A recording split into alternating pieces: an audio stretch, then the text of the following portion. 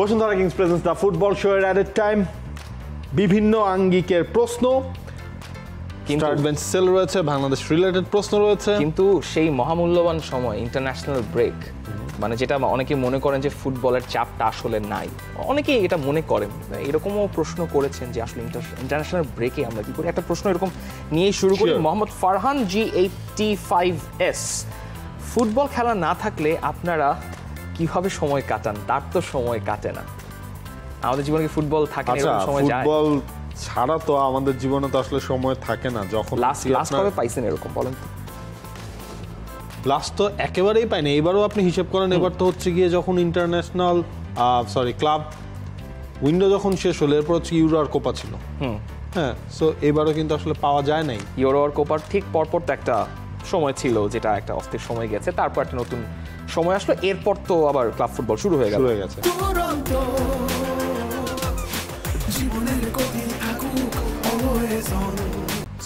পাওয়ার আসলে আর কোনো সুযোগ সম্ভাবনা কোনোটাই নাই, এবং 2025 সাল তো আরো প্যাকড শিডিউল থাকবে। 2026-এ বিশ্বকাপ রয়েছে, সেগুলোর বাছাই পর্বের ম্যাচ রয়েছে, club football, club world cup, champions league, বাংলাদেশের এশিয়ান কাপের কোয়ালিফায়ার।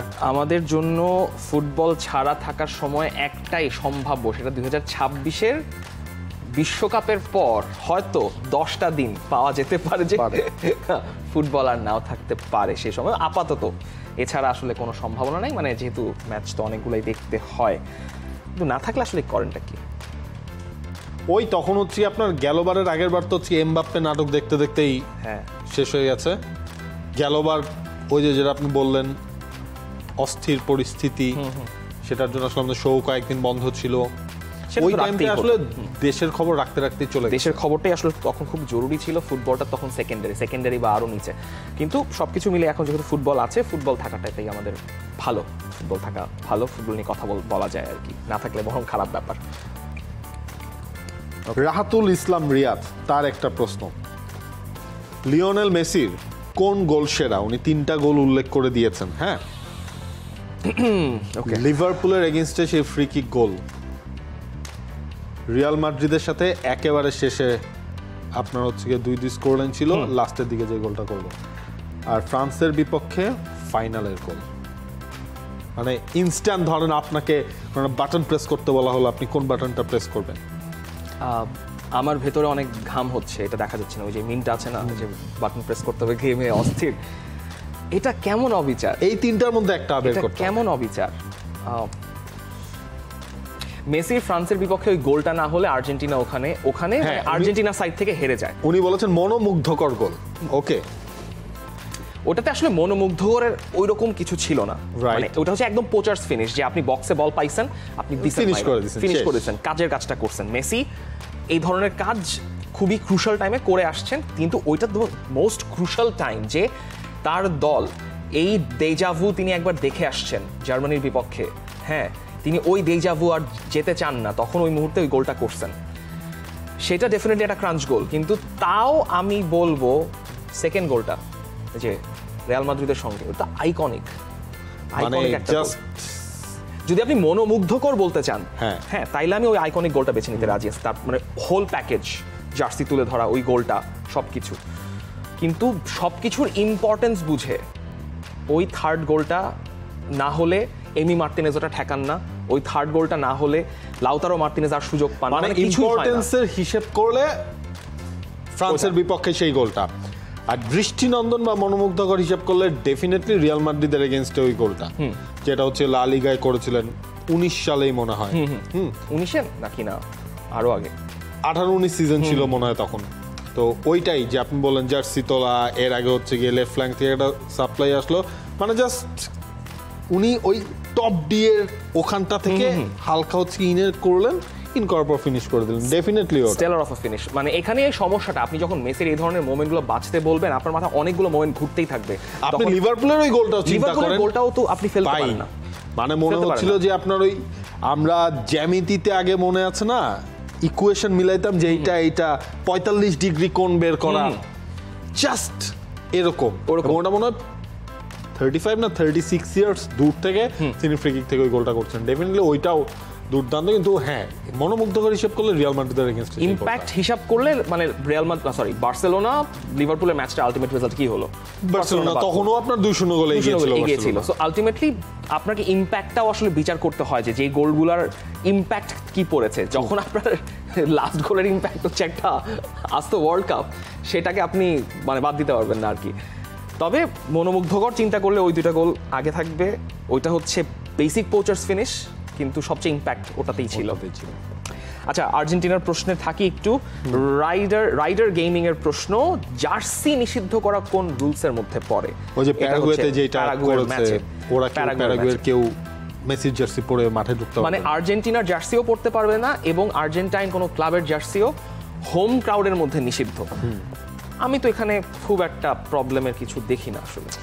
কিন্তু ধরানো হচ্ছে এটা যেভাবে ঘোষণা দিয়েছে, ঘোষণাটাতেই মানুষজনের মানে ব্যাপারটা যে শুধু আর্জেন্টিনার ক্ষেত্রে হয়েছে তা না, এটা হচ্ছে পারাগুয়ে যখন ব্রাজিলের সঙ্গে খেললো তখন ব্রাজিলের জার্সি পরার নিষেধাজ্ঞা ছিল। মানে ওই হোম ক্রাউডে যখন আপনি আছেন, হোম স্ট্যান্ডে, ওইখানে কোনো অন্য জার্সি পরে মানে আর্জেন্টিনা এবং ব্রাজিল 2টার ক্ষেত্রেই তাদের জার্সি পরে যাওয়া যাবে না। এটার একটা কারণ হচ্ছে সিকিউরিটি কনসার্ন। আপনি জানেন যে মানে লাতিন অঞ্চলের ফুটবলের আবেগটা কি, মানে অনেক জায়গায় বিবেকের চাইতে আবেগ দিয়ে অনেক বেশি চিন্তা করে। ইটস ফাইন, আবেগ, ফুটবলে আবেগ থাকবেই। সেখানে যখন সিকিউরিটি কনসার্ন দেখান, আপনি ঠিক আছে, হয়তো আপনি এইভাবে নাও বলতে পারতেন, আপনি এইভাবে বলতে পারতেন যে না পড়ে আসাটা ভালো, কারণ তখন আসলে আইডেন্টিফাই করা যায় না তারা কি আসলে আর্জেন্টাইন। মানে ওটা তো চেক করবেন, কিন্তু তাও আসলে বোঝা যায় না তারা আসলে কোন উদ্দেশ্য নিয়ে আসছেন। যদি আপনি আর্জেন্টিনার জার্সি পরে আসেন তবে আপনাকে অ্যাওয়ে স্ট্যান্ডে যেতে হবে, সেখানে হচ্ছে টিকিট প্রাইসটা অনেক বেশি।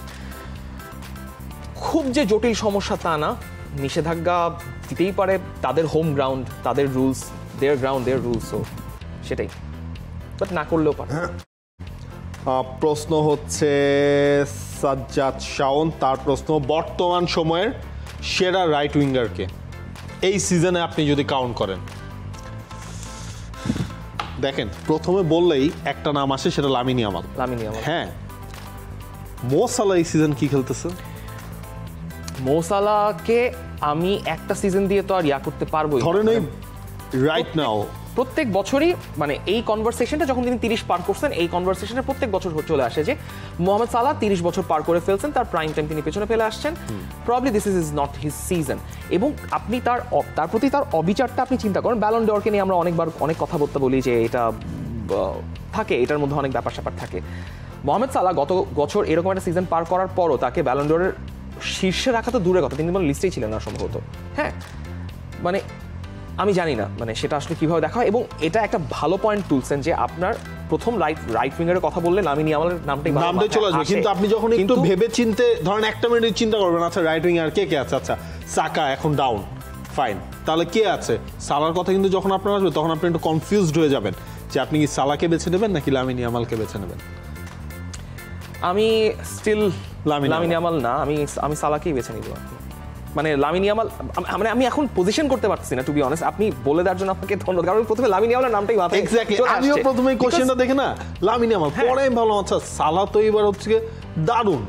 ফুটবলের সাইকোলজি খুবই না ফানি থিং, এর জন্য সোশ্যাল মিডিয়া তো অনেক একটা বড় ভূমিকা রাখে। আপনি যখন স্ক্রল করতেছেন স্বাভাবিকভাবেই আপনার সামনে লামিন ইয়ামালের পোস্টটা বেশি আসবে। এবং এটা একটা ফানি ব্যাপার কেন আমাদের জন্য, যে আমরা অনেক সময় অনেক কিছু বলতে চাই, ধরেন লিভারপুল নিয়ে আমরা অনেক হয়তো বলতে চাই, বলার সুযোগটা হয় না। এই কারণেই আসলে back of the mind psychologically আমরাও মোহাম্মদ সালাহকে না ওই পিছনে ফেলে দিই, কারণ লামিন ইয়ামালকে আমাদের বেশি দেখতে হচ্ছে, বেশি দেখতে হচ্ছে, মোহাম্মদ সালাহ কিছুটা সেকেন্ডারি পড়ে যায়। কিন্তু মোহাম্মদ সালাহ প্রিমিয়ার লিগে আপনি যদি হিসাব করেন 2010-এর পর থেকে শুরু করে এই 24 পর্যন্ত, 10-এর পর তো তিনি ছিলেন, 2012-তে এসেছিলেন, তারপর আবার গেলেন, রোমাতে গেলেন, ফিওরেন্তিনা রোমা হয়ে তারপর হচ্ছে লিভারপুলে আসলেন। Undisputedly the most important player in Premier League. এবং লিভারপুলের এই রিসার্জেন্স, লিভারপুলের পোস্টার বয় ক্লপ ঠিক আছে, কিন্তু পোস্টার বয় হচ্ছেন সালাহ এই মুহূর্তে এখনো undisputed right winger. Lamine Yamal তো শুরু করলেন, তার সময় আছে। তাহলে আপনি আমি এক জায়গায় আসলাম যে সালাহ, নো ডাউট সালাহ, কিং মোহাম্মদ সালাহ। তবে ওমর মারমুশ ভালো, যদিও মারমুশের প্রোফাইলটা ডিফারেন্ট, আরেকজন ইজিপশিয়ান প্রিন্স এসছেন, দেখা যাক কতদূর আগাতে পারেন। সাব্বির আহমেদের প্রশ্ন, নেশনস লিগের মতো কম্পিটিশনের কি আদৌ কোনো ভ্যালু আছে? আচ্ছা, ভ্যালু না থাকার তো কিছু নাই, কারণ দেখেন ধরেন নেশনস লিগের এই বাছাই পর্বটার কথাই আমরা বললাম, বাছাই পর্ব তো না, এটা তো মেইন পর্বই আসলে চলছে। আপনি ধরেন প্রথম 16টা দল নেশনস লিগ খেলতেছে, বাকি দলগুলো কি করতো? ফ্রেন্ডলি ম্যাচ খেলতো। এইটাকে এখন একটা কম্পিটিশনের আন্ডারে এনেছে, সমস্যা নাই তো কোনো, এবং কম্পিটিটিভনেসটা কিন্তু আরো বেড়েছে। এই প্রশ্নের উত্তর দুই ভাবে দেওয়া যায়, সেটা হচ্ছে যারা ফিফা র্যাঙ্কিং এর অনেক টপ টায়ারের দল, টপ 20, টপ 30, তাদের জন্য এটা সেকেন্ডারি, কারণ এটা তো আলটিমেটলি একটা গ্লোরিফাইড ফ্রেন্ডলি। কারণ ফিফার দরকার হচ্ছে রেভিনিউ জেনারেশন, কারণ ইউএফার তুলনায় ফিফা অনেক পিছিয়ে আছে। ইউএফার প্যাক শিডিউল, সেখানে প্লেয়াররা ফিফার ওই ফিফার ফ্রেন্ডলি ম্যাচগুলো হলে তখন পাত্তা দিতেন না। কিন্তু খুব যে একটা পার্থক্য হচ্ছে তা তো না। ইংল্যান্ড দল থেকে 8 জন তারা নাম কেটে নিয়েছেন। এমবাপে তিনি মোটামুটি বলেই দিয়েছেন তার ভাষায় আসলে অগুরুত্বপূর্ণ ম্যাচে তিনি খেলবেন না। কেভিন ডি ব্রুয়না প্রচুর কমপ্লেইন করেছেন যে তাদের ম্যাচের চাপ, হুইচ ইজ ট্রু, ম্যাচের চাপ অনেক বেশি। এটা এক পাল্লায় আপনি রাখেন যে টপ 20 টিমগুলোর জন্য এটার ভ্যালুটা অনেক কম, কিন্তু এরপরে যারা আছে, যারা একটু লোয়ার র্যাঙ্ক টিম, যাদের প্লেয়াররা সাধারণত হয়তো এটা টপ 20 না, ধরেন 60 পর 60, 70 এরপরে যারা আছে ইউরোপের মধ্যে, তাদের জন্য তো এই টুর্নামেন্টের ভ্যালু আছে। এই টুর্নামেন্টের বেশ ভ্যালু আছে, কারণ সবাই যে খুব একটা গ্লোরিফাইড লিগে খেলেন তাও না, খুবই কম লিগে চান্স পান ভালো লিগে। তাদের জন্য ইন্টারন্যাশনাল এক্সপোজারের জন্য এই ধরনের নেশনস লিগে খেলা, আপনি স্যান ম্যারিনোর খেলা দেখেন তখন, হ্যাঁ আপনি স্যান ম্যারিনো তো তাদের ম্যাচটা জিতলো আর কি ওই সেপ্টেম্বর উইন্ডোতে, which was a huge thing. কিংবা গ্রিসের মতো টিম যখন ইংল্যান্ডকে হারিয়ে দেয় তখন এগুলো হেডলাইন হয়। এই দলগুলোর জন্য এই নেশনস লিগের ভ্যালু আছে। জর্জিয়া যারা হচ্ছে নেশনস লিগের বার্থ দিয়ে হচ্ছে ইউরোতে কোয়ালিফাই করলো, তাদের জন্য এই লিগটার ভ্যালু আছে।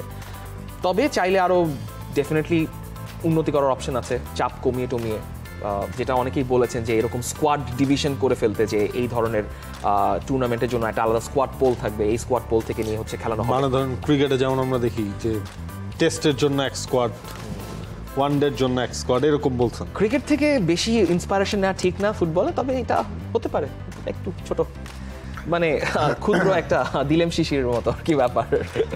আহমেদ ফাহিম তার প্রশ্ন, বর্তমান স্কোয়াডের হিসেব করলে জানুয়ারির উইন্ডোতে রিয়াল মাদ্রিদের কয়টা সাইনিং করা খুবই জরুরি? 2টা সাইনিং করা খুবই জরুরি, একটা হচ্ছে রাইট ব্যাক, আরেকটা হচ্ছে সেন্টার ব্যাক। সেন্টার ব্যাক না রাইট ব্যাক? সেন্টার ব্যাক আর রাইট ব্যাক, আমি দুটাই বলছি, আমার কাছে এই দুটা করা খুবই জরুরি। সেন্টার ব্যাক তো একদম ইমিডিয়েট একটা নেসেসিটি, যে আপনার দলে কোনো সেন্টার ব্যাক নাই এক রুডিগার ছাড়া। আলাবা তো ফিরবেন বলছে জানুয়ারি মাসে, কিন্তু আলাবার ইনজুরিটাও কিন্তু আলটিমেটলি এইসিএল ইনজুরি ছিল, এবং এইসিএল ইনজুরি রিহ্যাবিলিটেশন ঠিক মতো না হলে কি হয়, মিলিতাওর কেস তো দেখা গেল। আপনি হিসেব করে দেখেন এখন কোনো রাইট ব্যাক নাই, কোনো রাইট ব্যাক আপনার ভালভার্দেকে এই যে লিভারপুলের সাথে ম্যাচে রাইট ব্যাক খেলাতে হবে। রাউল আসেনসিওকে তো আপনি বড় ম্যাচে খেলাবেন না সেন্টার ব্যাকে, কিন্তু জানুয়ারি পর্যন্ত আনচেলত্তির কথা যেটা মনে হচ্ছে কোনো সম্ভাবনা নাই। জানুয়ারির আগ পর্যন্ত যে দল আছে সেটা নিয়েই খেলাবে। কাস্তিয়া থেকে ডাক দিলে দিতে পারে। মার্কেটে আসলে সেন্টার ব্যাক কে আছেন এখন আপনি আনার মতো, যে আপনি ইমিডিয়েটলি এনে রিয়াল মাদ্রিদে খেলায় দিলেন? ব্যাপারটা তো সোজা না। আপনার তো তখন দেখতে হবে আসলে কারা কারা ফ্রি এজেন্ট আছে, এক কাদের কাদের কন্ট্রাক্ট এক্সপায়ার যাদের হয়ে যাচ্ছে, তাদের তো আপনি নেক্সট উইন্ডোর আগে আপনি পাবেন না। সেটা তো কস্ট এফিশিয়েন্ট চিন্তা ভাবনা। হ্যাঁ, সেন্টার ব্যাকের ক্ষেত্রে, রাইট ব্যাকের অপশনে পরে আসছি। মানে কস্ট এফিশিয়েন্ট চিন্তা করলে মাদ্রিদ লেনি ইউরোকে ছাড়া, মানে না নিতে পারাটা মাদ্রিদের জন্য সবচেয়ে বড় একটা ভুল ছিল। সেটা এখন ফ্লোরেন্তিনো পেরেজ মানবে কি মানবে না সেটা তার ব্যাপার, কিন্তু এটা ভুল ছিল, এবং অন্য একজন অল্টারনেটিভ সাইন করানো দরকার ছিল। আমার মনে হয় লা লিগা থেকেই তারা নেওয়ার চেষ্টা করবে। লা লিগায় প্রুভেন অনেক ভালো সেন্টার ব্যাক রয়েছেন, এখনই বিগ কোনো নেমের দিকে যাবেন না। সেটা হয়তো সামার ট্রান্সফার উইন্ডোর জন্য বাকি থাকতে পারে। মার্কা বলছে এইদিকে রাইট ব্যাক রোলে ট্রেন্টকে দেখা গেলেও যেতে পারে। এটা তো মার্কার কথা তো ভুল হয়েছে, মার্কার কথা এখন বিশ্বাস, মানে বাইবেল বেদ বাক্য বলে বা কোনো ওহি হয়ে গেছে সেরকম বলে বিশ্বাস করার কোনো দরকার নাই, কারণ হচ্ছে সেটা ভুল হলেই হতে পারে। ট্রেন্ট হতে পারেন, কিন্তু এখনো বলা যাচ্ছে না। তবে আই থিঙ্ক সেন্ট্রাল মিডফিল্ডেও একটা জোর দেওয়া উচিত। এখানে একটা প্রশ্ন ছিল, আমি একটু নিয়ে ফেলি। এটা অনেকেই বলেন যে রিয়াল মাদ্রিদ জানুয়ারি উইন্ডোতে টনি ক্রসের মতো বা কাছাকাছি মানের মিডফিল্ডার তাদের সাইনিং করানো উচিত কিনা। এটা আমার মনে হয় যে পেরেজের ফোনটা বের করে, ওলা টনি ক্রস কাম ব্যাক। কত বয়স? 34 বছর বয়স, কাম ব্যাক। কি আর সম্ভব না? টনি ক্রসের মতো ফুটবলার মানে একদম পুরো মিডফিল্ডটা কন্ট্রোল করার হ্যাঁ খুবই ডিফিকাল্ট। তবে সাইনিং লাগবে, সাইনিং দরকার অনেক। আচ্ছা, পরের প্রশ্ন, সেটা বাংলাদেশ রিলেটেড প্রশ্ন আছে, সেগুলো নিচ্ছি। আচ্ছা, বাকি আমার কাছে দুটাই হচ্ছে স্টার্ট বেঞ্চ সেল। একটা হচ্ছে মোহাম্মদ ইব্রাহিম, তার প্রশ্ন জার্সির নাম্বার হিসেব করে আর কি, দ্যাট মিনস ওই পজিশনগুলো ধরে 7, 9, 10 এই তিনটার মধ্যে start bench sell 7, 9, 10। That means ধরেন কাকে আপনি একেবারে বসিয়ে দেবেন এই তিনটার মধ্যে অগুরুত্বপূর্ণকে সেল করে দিলে কাকে করবেন? এরা আমি নাম্বার 10 কে দিয়ে আমি স্টার্ট করাবো, এটা নিয়ে কোনো সন্দেহ নেই। নাম্বার 10 এমন একজন যাকে দিয়ে আমি গোলটাও করাতে পারবো, যে আমার কন্ট্রোলও করতে পারবে, এটা নিয়ে কোনো সন্দেহ নেই। 9 আর 7 আমি 9 কে আমি সেল করে দিব, কারণ ফরওয়ার্ড না থাকলে তো চলে, না থাকলেও চলবে। হ্যাঁ, ওই যখন আমি স্টার্ট করাবো 10 কে দিয়ে, তারপর বেঞ্চে তো আপনার হচ্ছে একজন রাইট মিডফিল্ডার বা উইঙ্গার রাখলাম নাম্বার 7। আমাকে একটু বলেন না, এই যে নাম্বার 7 জার্সিটার রোনালদোর পর, রোনালদো যুগের সময় এবং ওই সমসাময়িক মিলে 7-এর একটা বেশ রোল ছিল বা ইনফ্লুয়েন্সিয়াল একটা, মানে কেউ 7% মানে তাকে আপনি রাইট বা লেফট উইং এ দেখবেন এবং কোনো কিছু একটা করবে। এখন আইকনিক 7 কেউ আছেন না, মানে যে 7-এর ইয়াটা ক্যারি করেন, ভ্যালুটা ক্যারি করেন, এরকম 7 কিন্তু কেউ নাই ওভাবে। হ্যাঁ 7 আছেন, রোলে 7 আছেন, রোল 7 মানে 7 রোলটা প্লে করে এই ধরনের নাম্বার দিয়ে হচ্ছে আইডেন্টিফাই নাই না। যেমন গার্নাচো 7 ডিজার্ভ করেন, যদি আপনি হিসাব করেন যে গার্নাচো 7 তার অরাটা আছে ওরকম, কিংবা লামিন ইয়ামালকে আপনি 7 করে খেললে দেখতেও পারেন, হইতে পারে, মানে 7 বা 11 বা 10 হতে পারে। আবার ওইদিকে হচ্ছে ব্রাজিলে ভিনিসিউস তো 7 করে খেলেন, ভিনিসিউস ইজ 7, ভিনিসিউস একদম পারফেক্ট 7-এর অরাটা ইয়া করেন। যেহেতু 7-এর রোলটা এখন জার্সি হিসেবে অতটা ক্যারি করছে না, আমি 7-কে সেল করে দিব, 9-কে রাখবেন। আমি 9-কে রাখবো। 9 ইজ স্টিল ইম্পর্টেন্ট। 9-এর ফিগার, বেনজেমা বলেন আপনি, লেভানডফস্কি বলেন, they can change the game. বেনজেমার হিসাব তো আমি আরও কয়েক বছর আগের কথা বলছি, হ্যারি কেইন, বেনজেমা, আবার বলছি Benzema, Harry Kane, Lewandowski, Erling Haaland. তাহলে আপনি এমন একজন 9 রাখেন যে ধরুন হচ্ছে আপনাকে নিচে নেমে একটু সাপোর্ট দিবে, মানে মিডফিল্ড পর্যন্ত যেন একটু দৌড়ে আসে মিডফিল্ড, সেটা তো ডেফিনেটলি, সেটা তো ওই টাইপের একটা কাউকে। আর নাম্বার 10 নিয়ে তো কোনো সন্দেহ নাই, এটা আপনি ওই ইতিহাস ঐতিহ্য কখন আপনি ফেলে দিতে পারবেন না। সো নাম্বার 10 আপনি পরের স্টার্ট বেঞ্চেলকে নিয়ে নেবেন নাকি আমি একটা প্রশ্ন ঢুকিয়ে দিই এখানে, যেহেতু লেভানডফস্কির কথা আছে, একটু এটা নিয়ে কথাও হয় নাই আমাদের মাঝখানে। নাহিদ হাসান অফসাইড লেভার গোলটা কি ছিল কি না আসলে? ভাই আমি পরে একটা দেখছিলাম, রাফিনার পোস্টটা দেখছিলাম, না সেটা হচ্ছে ওই যে জুতাটা টেনে হ্যাঁ ওই সামনে পর্যন্ত, ওইটাই তো হ্যাঁ। ও মাই গড, মানে হইলো না ব্যাপারটা, কি হইলো এটা? আমাদের চক্রান্ত আনছেন, সবচেয়ে মজার ব্যাপার হচ্ছে 0 গোল অন শট, মানে এইটা তো একটা। হ্যাঁ আমরা তো বার্সাকে জিতাইছিলাম, ভাই জেতার তো কথাই তো ছিল, হ্যাঁ জেতার তো কথাই ছিল। 16 সালের পর সোসিয়েদাদের মাঠে এরকম একটা ভিআর এর উল্টাপাল্টা ডিসিশন না হলেও তো আমরা জিততাম, সেটাই আমরা মিন্স হচ্ছে আমাদের প্রেডিকশন জিততো আর কি। হ্যাঁ, so very sad, but Barcelona ঠিক আছে ফাইন, হারতেই পারে, খুব যে একটা পার্থক্য হয়ে গেছে তা আসলে না। বলেন তারপর রাফায়েল তার প্রশ্ন, এটা হচ্ছে স্টার্ট বেঞ্চ লোন সেল, নতুন একটা শুরু করেছেন, start bench loan sell. I like it okay. Lamine Yamal, Nico Williams, Rafael Leao, Bukayo Saka. Start Lamine Yamal. আমার সেল নিকো উইলিয়ামস। কেন?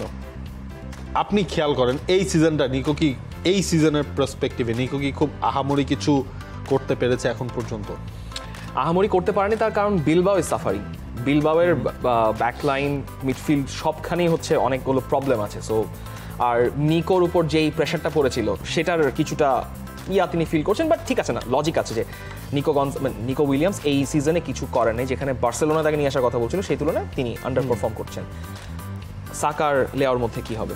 সাকা লেয়ার মধ্যে সাকাকে আমি বেঞ্চ করব, আমি লোনে লেয়াওকে পাঠাবো, আর সেল হচ্ছে আপনার নিকো। সাকা কিন্তু গোল না পেলেও কিন্তু সাকার ইপিএলে অ্যাসিস্ট আছে বেশ কয়েকটা। আবার রাফায়েল লিয়াও এসি মিলানের হয়ে। লামিন ইয়ামালকে নিয়ে কোনো সন্দেহ নাই। আমার প্যারাটা লাগছে হচ্ছে আমি আসলে লোনে কাকে দিব। আমি কি লোনে লেয়াওকে দিব নাকি ইয়াকে দিব, নিকোকে দিব? আপনি সাকাকে সেল করে দিবেন? না, আমি সাকাকে বেঞ্চে রাখবো। বেঞ্চ করবেন? সাকাকে বেঞ্চে রাখবো। সাকাকে বেঞ্চে রাখবো, হ্যাঁ সাকাকে বেঞ্চে রাখবো। কারণ লেয়াওকে বেঞ্চ করা যাবে না, লেয়াওকে অলরেডি প্রচুর বেঞ্চ করছে। কি বলে ফনসেকা প্রচুর বেঞ্চ করছে। লেয়াওকে জানো লোনে পাঠাবো, তুই খেলে আয়। লেয়াওকে লোনে পাঠানো যায়, কিন্তু লেয়াওর ব্যাপারটা হচ্ছে কি, লেয়াওর বয়সটা নিয়ে না আপনি এখন আর বলতে পারবেন না যে আপকামিং সুপারস্টার, পর্তুগালের আপকামিং সুপারস্টার বলে লেয়াওকে করা যায় না। ব্যাপারটা হচ্ছে he has shown flashes and flashes come and go away. এটাই হচ্ছে সমস্যা যে পর্তুগালে এখন পর্যন্ত তিনি নিজেকে এস্টাবলিশ করতে পারেন নাই ওই জায়গাটাতে। এসি মিলানে তো ডেফিনেটলি, কারণ এসি মিলানের বেস্ট প্লেয়ার হচ্ছে এখন পুলিসিক আর রেঞ্জার্স। লেয়াও রিয়াল মাদ্রিদের সঙ্গে যথেষ্ট ভালো করছেন, সেটা নিয়ে কোনো সন্দেহ নেই, কিন্তু লেয়াওর এখনও পারফরমেন্সের ল্যাপস আছে। আমি মনে হয় নিকোকে বেঞ্চ করাবো, because Nico has still the potential. নিকোর বয়স সব কিছু মিলে নিকোকে আমি মানে লোনে দিব আর কি। নিকোকে লোনে দিব, লেয়াওকে সেল করে দিব, ভালো পয়সা পাওয়া যাবে। প্রশ্ন হচ্ছে সাগর মে বিশ্বাস 7511, whose celebration is cool and whose celebration is so wild? এখানে অবশ্য কোনো টাইমলাইন তিনি দেন নাই, সো আপনি বাছাই করতে পারবেন। কুল করলে তো আপনার হচ্ছে অনেকের সেলিব্রেশনেই খুবই কঠিন, কিন্তু মানে এই যে এটাও হচ্ছে মেসির গোল বা বেকহামের ফ্রি কিক বা রোনালদোর আইকনিক গোল, এগুলো বাছাই করার মতো আসে না চট করে হুট করে। যেহেতু প্রশ্ন আমি নিচ্ছি, আমি একটু চামে দিয়ে দেখে নিচ্ছি। এই জায়গা হচ্ছে আপনার রোনালদোর সেলিব্রেশন, ক্রিশ্চিয়ানো রোনালদোর সেলিব্রেশন কুল কুল কুল আমার কাছে। আই থিঙ্ক কুল, এটাকে কুল বলাটাও ঠিক না, লেজেন্ডারি। আর ওয়াইল্ড সেলিব্রেশন কার আছে একদম পুরা ওয়ার্ল্ড, একটু ভাবতে হবে। অ্যান্টনির 5টা সেলিব্রেশন একবারে ওয়াই।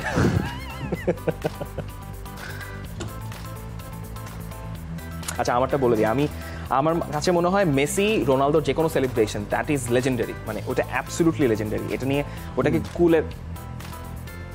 কুলের ইয়াতে রাখবো না। আমার কাছে কুল হচ্ছে এখন লাগছে এই যে ইয়োকেরেশ, খুবই ভালো লাগছে ভিক্টর গিয়োকেরেশের ওই বেইনের সেলিব্রেশনটা, মানে বেইনের মাস্কের ইয়াটা।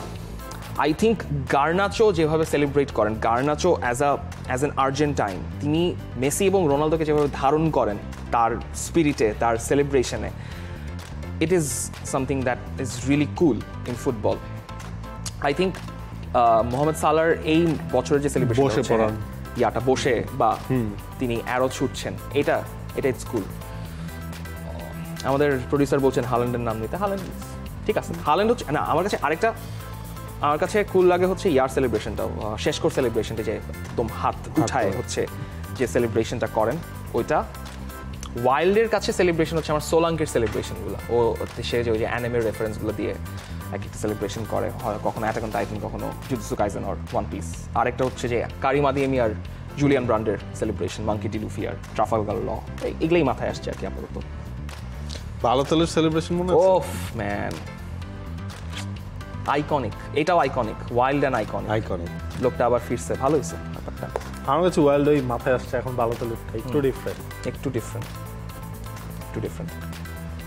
প্রশ্ন আব্দুল বাসিত মারুফ, তার প্রশ্ন বাংলাদেশের বিপক্ষে মালদ্বীপের বিপক্ষে হামজাকে ডাকা যেত না, হামজার এখনো আসলে ওই ইয়েটাই হয়নি, ফিফা থেকে ওই গ্রিন সিগন্যালটা আসলে মেলেনি, যে কারণে মালদ্বীপের বিপক্ষে হামজার একটা সময় মনে হচ্ছিল সেপ্টেম্বরের আর্লি ডেইজে যে হামজাকে হয়তো বা পাওয়া যাবে নভেম্বর উইন্ডোতে, যেভাবে প্রসেসটা এগিয়েছিল, বাট ফিফা থেকে একটা ড্রব্যাক এসেছে, আরও কিছু পেপারস চাওয়া হয়েছে, সেগুলোর জন্য হামজার এই নভেম্বরের উইন্ডোতে মালদ্বীপের বিপক্ষে খেলা হলো না। সেটা হলে খুবই আসলে ভালো হতো যে বসুন্ধরা কিংস এরানায় বাংলাদেশের মাঠে হামজার ডেবিউটা বাংলাদেশের হয়ে। তবে হামজার ডেবিউটা আরও সম্ভবত চ্যালেঞ্জিং গ্রাউন্ডে হচ্ছে, সেটা হচ্ছে এএফসি কোয়ালিফায়ার্স, মানে এশিয়ান কাপের কোয়ালিফায়ার্সে, যদি সব ঠিক থাকে। কারণ এমনিতে তো আপনি হামজাকে দেখতেন না, কারণ উনি এখনও শোল্ডারের ইনজুরিতে ভুগছেন, মাঠে ফিরতে পারেন, ট্রেনিংও তো ফেরেন নাই, কি জানি কোচটার নাম কুপার। স্টিভ কুপার এখনো তেমন কোনো আপডেট দেননি। সো হামজা এমনিতেও হয়তো আসতে না, কাগজের কাজটা হয়তো হয়ে থাকতো, নথিপত্র সব কিছু সাবমিট করা। আই থিঙ্ক মার্চ মাসে আমরা একদম ফিট একজন হামজা চৌধুরীকে পেতে যাচ্ছি, যিনি আসলে মানে বাংলাদেশের চেহারা পাল্টে যাবে তখন ওই ফুটবলের ওই টাইমটাতে তিনি আসার পর। প্রশ্ন শেষ আপনার প্রশ্ন? আমার আরেকটা আছে। আচ্ছা আমি নিয়ে ফেলি তাহলে। রায়ান আহমেদ রাফি, ব্রাজিল যদি সামনের 2 ম্যাচে ব্রাজিল সুলভ না খেলে তবে কি দরিবালের চাকরি থাকবে? মনে হয় থাকবে। যদি কোনো বড় ধরনের হিকাপ না হয়, দরিবাল 2026 ওয়ার্ল্ড কাপে ব্রাজিলের ডাগ আউটে থাকবে। আমার মানে যথেষ্ট মনে হচ্ছে যে দরিবাল মোটামুটি একটা টার্ন অ্যারাউন্ড করে ফেলবেন। মানে ওই কম্বিনেশনটা তিনি লাস্ট উইন্ডোতে খুঁজে পেয়েছেন। টু আর্লি টু সে, কারণ লোকাল ফুটবলারদেরকে দিয়ে, ব্রাজিলের সেরিয়ার ফুটবলারদেরকে দিয়ে কিভাবে পারফরমেন্স বের করা যাবে এটা এখনই বলা মুশকিল। তবে আমার মনে হচ্ছে যে দরিবাল পারবেন, কারণ নেইমার ফিরবেন মার্চে। সো সবকিছু যদি নেইমার আবার নতুন করে ইনজুরিতে আসলে না, আল্লাহ না করুক। মানে আচ্ছা আমি একটা ব্যাপার নিয়ে একটু র্যান্ট করতে চাই, সেটা হচ্ছে এই যে এদের মিলিতাও ইনজুরিতে পড়লেন লাস্টবার, মানে এটা নিয়ে অনেকেই লিখছেন যে হয় ব্রাজিলের প্লেয়াররা হচ্ছে ইন্টারন্যাশনাল ডিউটিটাকে ইনজুরিতে পড়ানো করছে, অনেকে আবার ইনজুরিতে পড়ছে ভালো হয়েছে। কেন ভাই? আচ্ছা ইনজুরিতে পড়লে মানে কেন ভালো হবে সেটা বুঝলাম না। রিয়াল মাদ্রিদের কোন একটা গ্রুপের মধ্যে ওই ম্যাচের 12 বা 14 ঘন্টা আগে একজন ব্রাজিলিয়ান ফ্যান তিনি পোস্ট দিয়েছিলেন যে এইটার মিলিতাও যেন কোনোভাবেই আজকের ম্যাচে যেন ইনজুরিতে না পড়ে, প্লিজ প্লিজ প্লিজ।